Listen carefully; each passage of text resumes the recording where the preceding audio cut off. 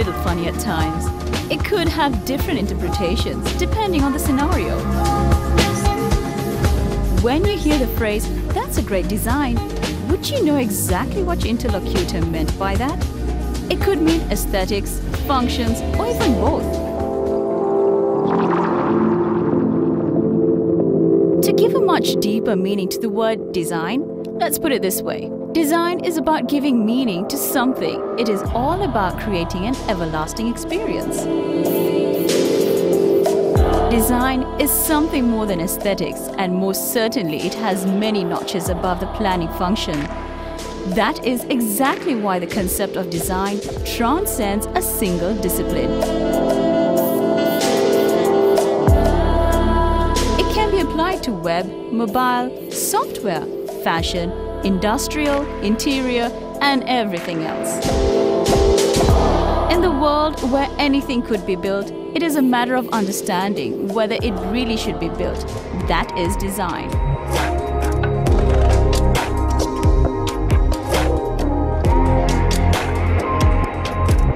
Design is something that elevates the lives and lifestyle of people.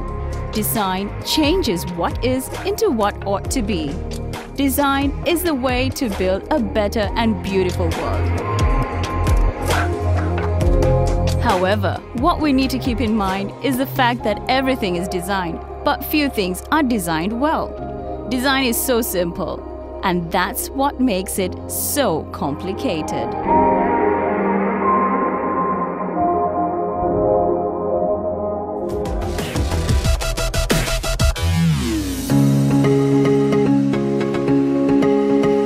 Sri Lanka's ancient social system, having its Indo-Aryan roots, has been largely instrumental in preserving traditional skills with its characteristic identity. Certain arts and crafts were assigned to defined socio-occupational groups. Therefore, Sri Lanka is a country known for its long tradition in metalwork. As ancient and colonial historical epochs of Sri Lanka endowed the country with a large number of skills in metal processing. The brass industry is one vivid example for this long tradition. Over centuries, Sri Lanka has developed the traditional art of brass processing. The product range includes traditional brass oil lamps, elephants, statues, bells, miniature decorations, vases, statues of gods, and many other pieces of art. More than any other metal, brass adds a shine to Sri Lankan homes. Every Sri Lankan family owns a collection of traditional brassware, often a treasured heirloom passed down by their ancestors. Central to the collection is the ornamental brass lamp used to inaugurate almost every special function and ceremony. No Sri Lankan home is complete without one. It is believed that lighting an oil lamp brings good luck and is favorable for households, and that's what led to the growth and development of the brass industry. Brass is a metallic alloy that is made out of copper and zinc. A combination of copper and zinc in different proportions is what produces brass.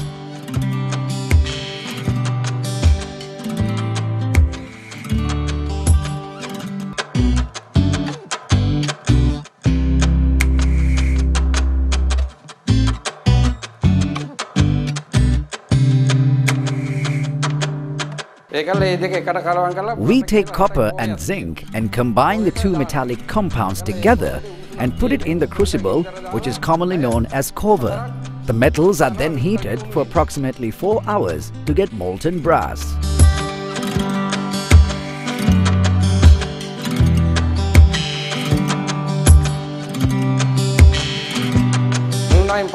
We let it cool down for some time. Then we take our standard molds and fill the molds with clay, commonly known as ratapas. At the end of this process, we will have a model, and our next step would be to fill the original model with molten brass.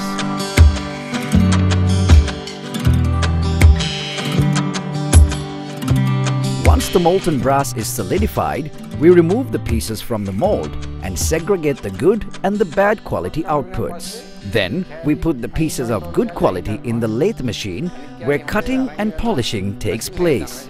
There are many types of washers we use to connect each piece and assemble the product. We have standard molds for these washers too.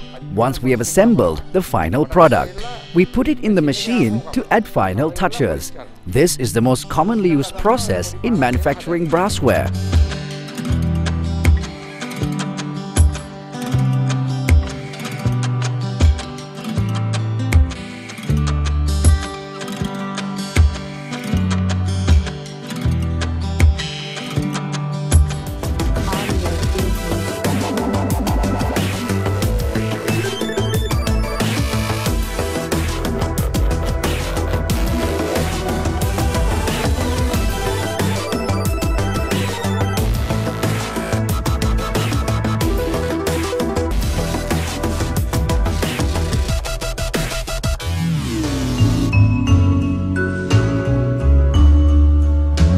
According to legend, it is believed that King Tutukamanu, one of the greatest kings of all time, established a school to develop the copper and brass industries with the intention of producing weapons for the historical battle against his nemesis, King Elara.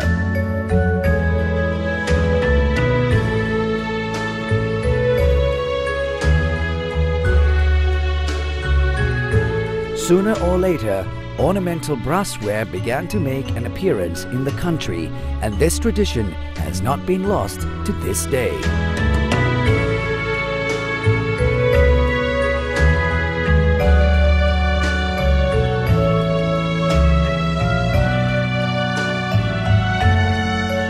At present, countless factories and shops operate in most regions of Sri Lanka, participating in the production and distribution of brassware.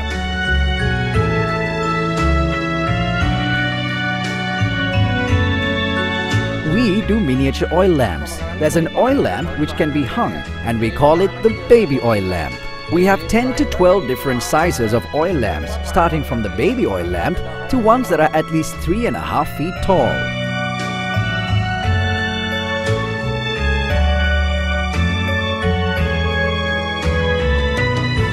Brass, being a metal composed primarily of copper and zinc, is usually classified as a copper alloy as its main component is copper.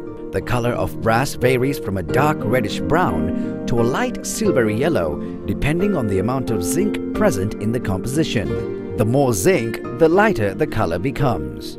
Golden yellow brass is the most popular among Sri Lankans.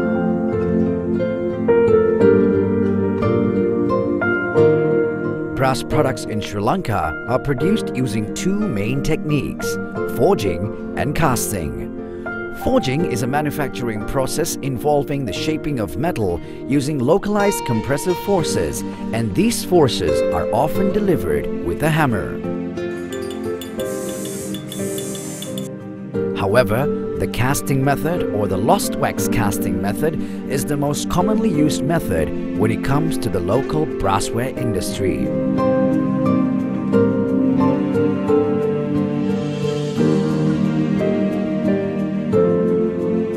While traditional oil lamps, pots, vases, wall plaques and other household utensils are made with the cast technique, bowls, tea sets, trays as well as decorative products are manufactured using the forging technique.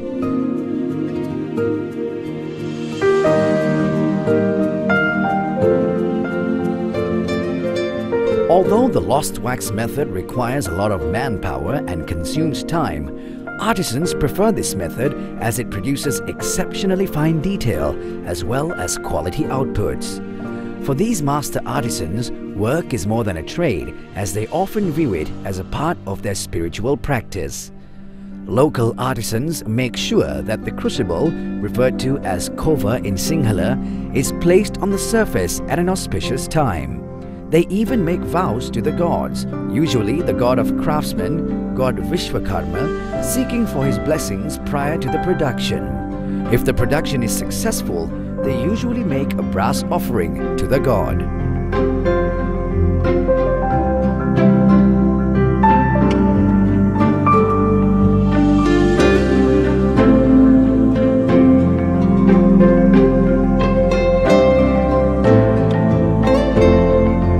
followed my father's footsteps and started this venture. Unlike those days, nowadays it has become difficult to manage the business. The production process has become more expensive when compared to earlier days. And product quality has deteriorated as we have started using machinery with the technological advancements and not handheld tools.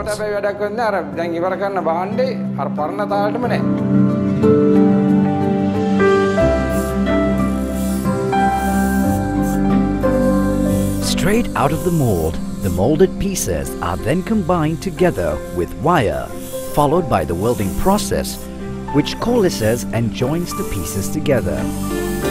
Welding brass is not quite as simple as other metals because copper and zinc have different melting points.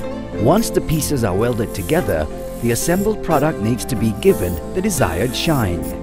Therefore, the unpolished item is scraped with a blunt chisel-like tool while it rotates on a mounted wheel.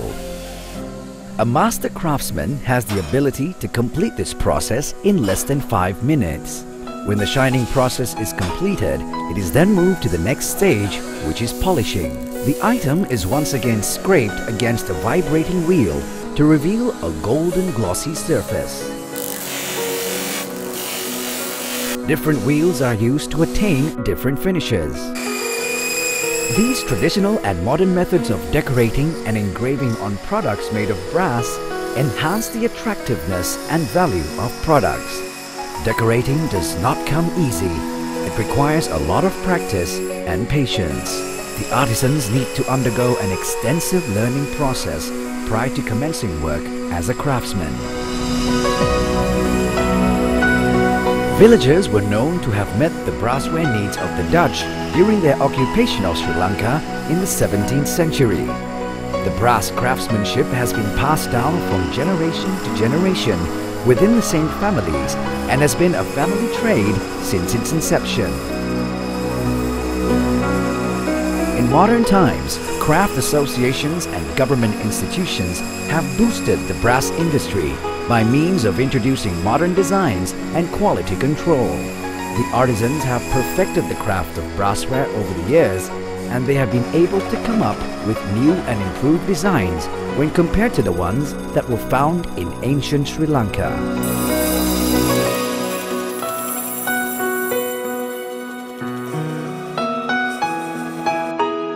Although sustainability of the industry has now become quite challenging as it has become less appealing to the younger generation, Sri Lanka's brassware industry has been playing a pivotal role when it comes to the country's culture and national crafts.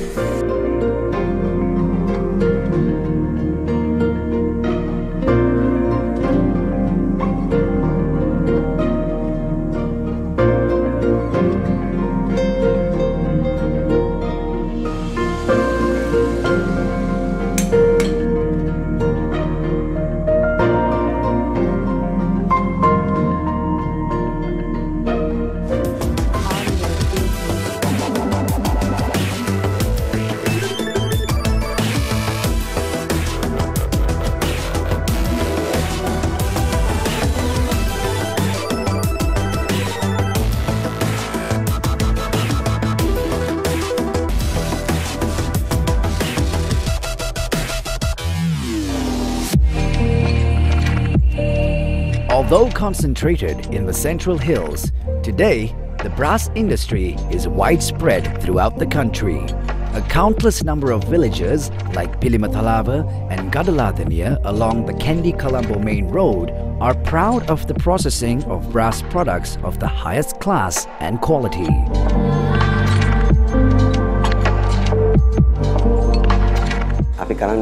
We are involved in the brass carving industry. I took my apprenticeship in 1972 and had to undergo an extensive training period. Ever since then, I have been involved in this industry.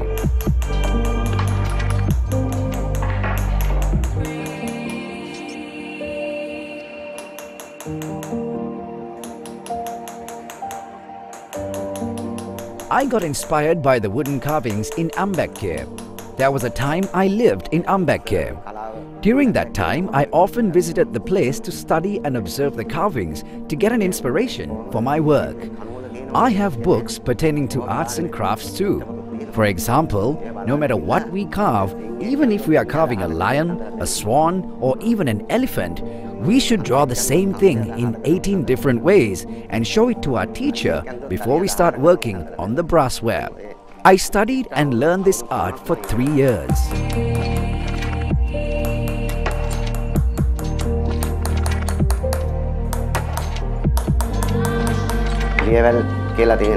Liavel, Ratakola and Sulivala are some of the most common motifs we use in brass carvings.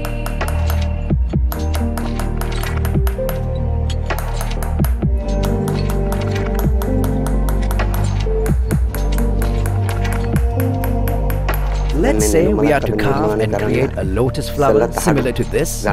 First of all, we need to get a brass sheet of an appropriate size. Then draw the petals using circles and lines. We use drafting compasses in the drawing process. Once drawn, we carve, engrave and shape to get the final output.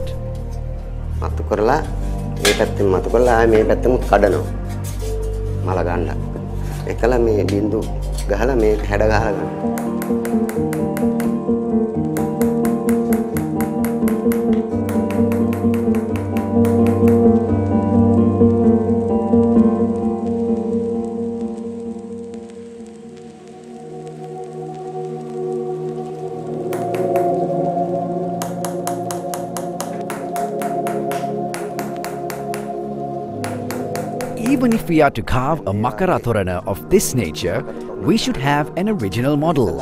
First step would be to draw and carve a model.